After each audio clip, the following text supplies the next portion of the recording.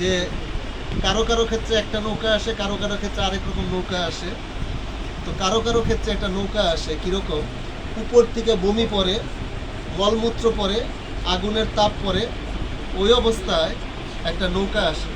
আর নৌকাতে এরকম একজন হাত দেয়, এসো আমার নৌকা। তার তুলার মতো কান, মূলার মতো দাঁত, ফুটবলের মতো চোখ, বিভৎস চেহারা। এবং সেই বিভৎস চেহারা যখন আপনাকে ডাকে, আপনি এদিকেও কেউ নাই, ওদিকে একজন আছে, তার হাত ধরেন, ধরে দেখেন সে আসলে যমদূত। এই যমদূত যখন টেনে নেয়, তখন উপর থেকে মলমূত্র পরে, আর ওই ঢেউটাও এরকম বড় বড় ঢেউ না, আপনার নৌকা একবার ডুবে একবার ভাসে, এভাবে টানতে টানতে আপনাকে নরক দুয়ারে নিয়ে যায়। এটা কাদের ক্ষেত্রে ঘটে? কাদের ক্ষেত্রে ঘটে বলুন তো? হয়েছে, চলবে।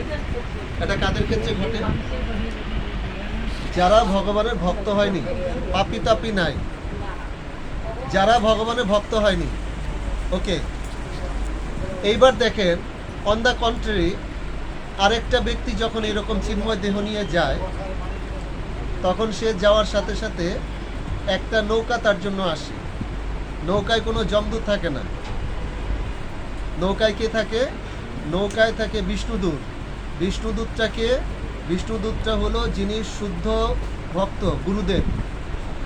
গুরুদেব আপনাকে এরকম হাত দিয়ে যখন নৌকায় তুলে, তখন নৌকাটা যখন যেতে থাকে, নদীতে, সমুদ্রে কোনো ঢেউ থাকে না। ওকে, সমুদ্রে কোনো ঢেউ নাই।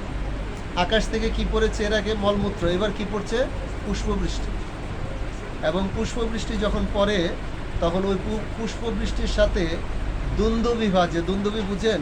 স্বর্গের দেবতারা বাজায়, অনেক সুন্দর মৃদঙ্গ করতালের আওয়াজ। আর আপনার উপরে এরকম বৃষ্টি পড়ছে। কিসের?